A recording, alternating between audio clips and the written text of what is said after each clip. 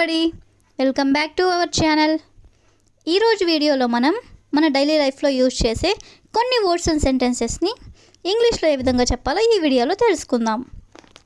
వీడియోని చివరి వరకు చూడటానికి ప్రయత్నించండి. వీడియో కనుక నచ్చినట్లయితే లైక్ చేయండి, షేర్ చేయండి. అలాగే మరిన్ని ఇంట్రెస్టింగ్ వీడియోస్ కోసం నా ఛానల్ని మీరు సబ్స్క్రైబ్ చేయండి. డిస్క్రిప్షన్లో సోషల్ మీడియా లింక్స్ అనేవి ఇవ్వడం జరిగింది. మీకు ఏమైనా డౌట్స్ ఉంటే యూ కెన్ మెసేజ్ మీ. ఇప్పుడైతే మనం వీడియో స్టార్ట్ చేద్దామా? Let's start the video now. First one is అది నా చేతుల్లో లేదు. అది నా చేతుల్లో లేదు. చాలా సందర్భాల్లో మనం ఇలా అంటూనే ఉంటాం కదా. దీన్ని మనం ఇంగ్లీష్లో it's not in my hands. It's not in my hands అంటే అది నా చేతుల్లో లేదు అని. నెక్స్ట్ వన్ ఈస్ నేను ఆ పని చేయాలనుకుంటున్నాను. నేను ఆ పని చేయాలనుకుంటున్నాను. దీన్ని మనం ఏ విధంగా చెప్పొచ్చు అంటే I want to do that work. I want to do that work అంటే ఆ పని నేను చేయాలనుకుంటున్నాను అని. నెక్స్ట్ వన్ ఈస్ నన్ను బలవంతం పెట్టకు. నన్ను బలవంతం పెట్టకు. Don't compel me. Don't compel me అంటే నన్ను బలవంతం పెట్టకు అని. నెక్స్ట్ వన్ మీకు అర్థమైందా. మీకు అర్థమైందా. Did you got it. Did you got it అంటే మీకు అర్థమైందా అని. నెక్స్ట్ వన్ మీ వృత్తి ఏమిటి.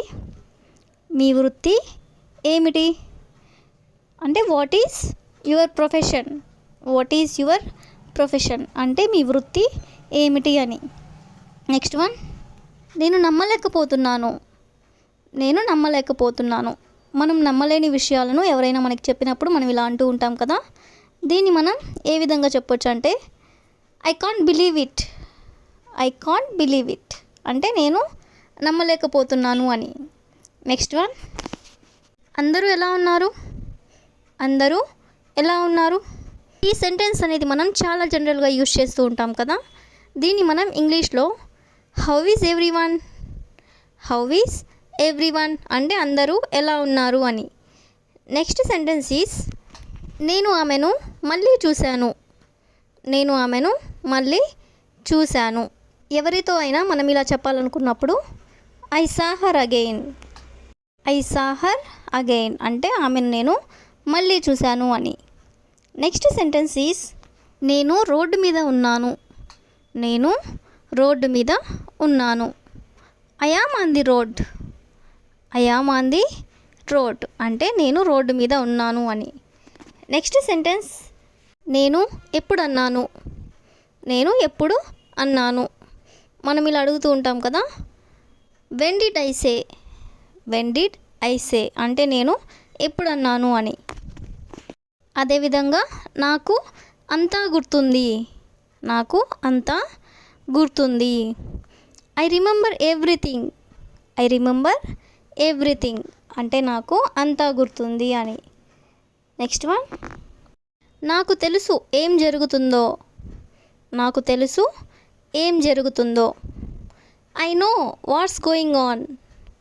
I know what's going on అంటే నాకు తెలుసు ఏం జరగబోతుందో అని. నెక్స్ట్ సెంటెన్స్ ఈస్ అతనికి ఏమీ చెప్పకండి. అతనికి ఏమీ చెప్పకండి.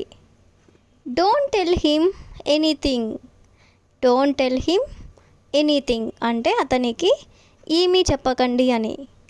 నెక్స్ట్ వన్ నేను ఆ పని చేయను. నేను ఆ పని చేయను. I won't do that work. I won't do that work లేదా I will not do that work రెండిటికి మీనింగ్ కూడా నేను ఆ పని చేయను అని. నెక్స్ట్ వన్ ఇప్పుడు నీకేం కావాలి. ఇప్పుడు నీకేం కావాలి మనం ఇలా అడుగుతూ ఉంటాం కదా. దీన్ని మనం ఇంగ్లీష్లో what you want now. What you want now అంటే ఇప్పుడు నీకు ఏం కావాలి అని. నెక్స్ట్ సెంటెన్స్ మీరు నాతో డ్యాన్స్ చేయాలనుకుంటున్నారా. మీరు నాతో డ్యాన్స్ చేయాలనుకుంటున్నారా. మనం ఎవరినైనా ఇలా అడగాలనుకున్నప్పుడు would you like to dance with me. Would you like to dance with me అంటే మీరు నాతో డ్యాన్స్ చేయాలనుకుంటున్నారా అని. నెక్స్ట్ వన్ నేను ఆసక్తిగా ఉన్నాను. నేను ఆసక్తిగా ఉన్నాను. I'm curious. క్యూరియస్ అంటే ఆసక్తి కలిగి ఉండడం. ఐఎమ్ క్యూరియస్ అంటే నేను ఆసక్తిగా ఉన్నాను అని. నెక్స్ట్ వన్, మీరు ఎందుకు అడుగుతారు? మీరు ఎందుకు అడుగుతారు? Why do you ask? Why do you ask అంటే మీరు ఎందుకు అడుగుతారు అని. నెక్స్ట్ సెంటెన్స్ ఈస్, మీకు చెప్పడానికి అతను ఎవరు? మీకు చెప్పడానికి అతను ఎవరు? Who is he to tell you? Who is he అంటే అతను ఎవరు? టు టెల్ యూ మీకు చెప్పడానికి అతను ఎవరు అని. నెక్స్ట్ వన్, నేను కొత్త కంప్యూటర్ తెచ్చుకోవాలి. నేను కొత్త కంప్యూటర్ తెచ్చుకోవాలి. I have to get a new computer.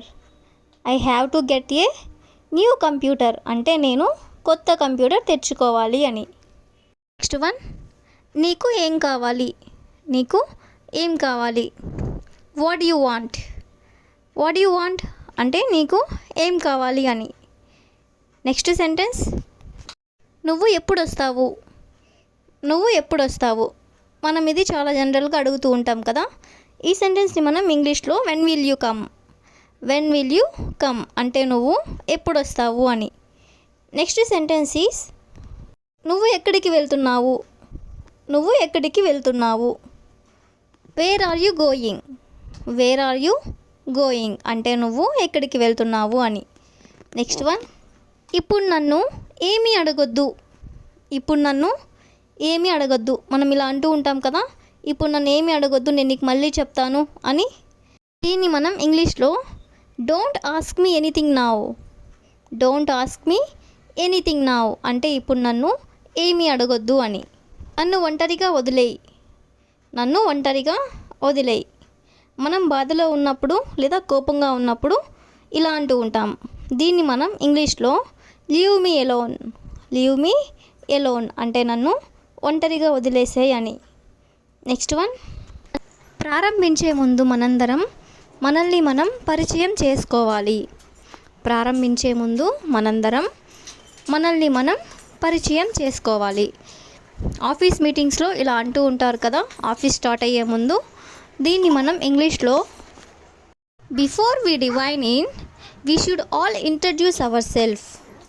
Before we dive in we should all introduce our self అంటే మీటింగ్ ప్రారంభించే ముందు మనల్ని మనం పరిచయం చేసుకోవాలి అని. నెక్స్ట్ సెంటెన్స్ ఈస్, మీరు ఈ ప్రాజెక్ట్కి సంబంధించిన అప్డేట్స్ను మాకు అందించగలరా? మీరు ఈ ప్రాజెక్ట్కి సంబంధించిన అప్డేట్స్ని మాకు అందించగలరా? దీన్ని మనం ఇంగ్లీష్లో can you provide us with an update on this project? Can you provide us with an update on this project అంటే మీరు ఈ ప్రాజెక్ట్కి సంబంధించిన అప్డేట్ను మాకు అందించగలరా అని. నెక్స్ట్ సెంటెన్స్ ఈస్, గడువులోగా పూర్తి చేయడానికి అందరూ సహకరిస్తారని కోరుతున్నాను. గడువులోగా పూర్తి చేయడానికి అందరూ సహకరిస్తారని కోరుతున్నాను అంటే ప్రాజెక్ట్ ఇన్ టైంలో కంప్లీట్ చేయడానికి కోరుతున్నాను అని. దీన్ని మనం ఇంగ్లీష్లో I request everyone's cooperation to meet the dead lines. I request everyone's cooperation to meet the dead lines అంటే గడువులోగా ప్రాజెక్ట్ పూర్తి చేయమని కోరుతున్నాను అని. నెక్స్ట్ సెంటెన్స్ ఈస్, నేను ఈ ఉద్యోగం కోసం దరఖాస్తు చేయాలా? నేను ఈ ఉద్యోగం కోసం దరఖాస్తు చేయాలా? దీన్ని మనం ఇంగ్లీష్లో should I apply for this job? Should I apply for this job అంటే నేను ఈ ఉద్యోగం కోసం దరఖాస్తు చేయాలా అని. నెక్స్ట్ సెంటెన్స్ ఈస్, ఈరోజు మీటింగ్లో ఎవరెవరు పాల్గొంటున్నారు? ఈరోజు మీటింగ్లో ఎవరెవరు పాల్గొంటున్నారు? దీన్ని మనం ఇంగ్లీష్లో who is participating in the today's meeting? Who is participating in the today's meeting అంటే ఈరోజు మీటింగ్లో ఎవరెవరు పాల్గొంటున్నారు అని. నెక్స్ట్ సెంటెన్స్ ఈస్, నేను ఈరోజు మీటింగ్లో పాల్గొనడం లేదు. నేను ఈరోజు మీటింగ్లో పాల్గొనడం లేదు. దీన్ని మనం ఇంగ్లీష్లో I am not attending the meeting today. I am not attending the meeting today అంటే ఈరోజు మీటింగ్లో నేను పాల్గొనడం లేదు అని. నెక్స్ట్ సెంటెన్స్ ఈస్ ఈరోజు మీటింగ్ ఏ సమయానికి ప్రారంభమవుతుంది. ఈరోజు మీటింగ్ ఏ సమయానికి ప్రారంభమవుతుంది. దీన్ని మనం ఇంగ్లీష్లో what time will the meeting start today. What time will the meeting start today అంటే ఈరోజు మీటింగ్ ఏ సమయానికి ప్రారంభమవుతుంది అని. నెక్స్ట్ సెంటెన్స్ ఈస్ ఈరోజు మీటింగ్లో నేను ఖచ్చితంగా మాట్లాడాలి. ఈరోజు మీటింగ్లో నేను ఖచ్చితంగా మాట్లాడాలి అంటే మీటింగ్ అప్పుడు మనం ఏదైనా చెప్పాలి అనుకున్నప్పుడు దీన్ని మనం ఇంగ్లీష్లో I must speak in today's meeting. I must speak in today's meeting అంటే ఈరోజు మీటింగ్లో నేను ఖచ్చితంగా మాట్లాడాలి అంటే ఎట్టి పరిస్థితుల్లోనూ నేను ఈరోజు మీటింగ్లో మాట్లాడాలి అని. నెక్స్ట్ సెంటెన్స్ ఈస్ సరైన సమయానికి మీటింగ్కి హాజరవ్వడానికి ప్రయత్నించండి. సరైన సమయానికి మీటింగ్కి హాజరవ్వడానికి ప్రయత్నించండి అంటే లేట్ చేయకుండా కరెక్ట్ టయానికి రండి అని.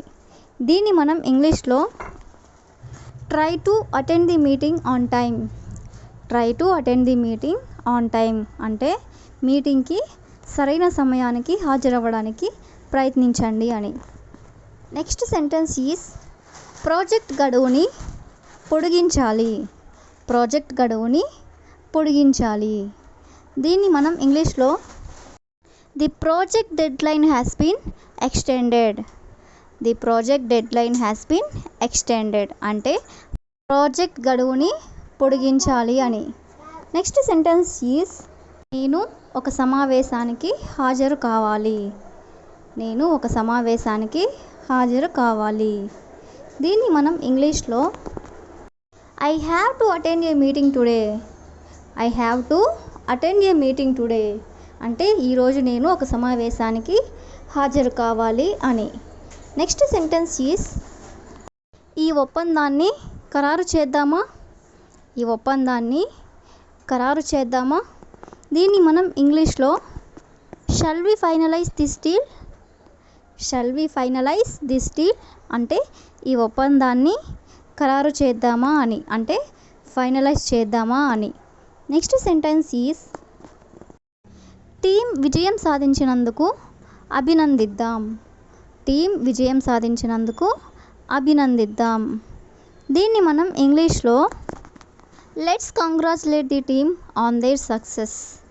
Let's congratulate the team on their success అంటే టీం విజయానికి అభినందిద్దాం అని. నెక్స్ట్ సెంటెన్స్ ఈస్ మీరు మెయిల్ ఇలా ఎందుకు రాశారు.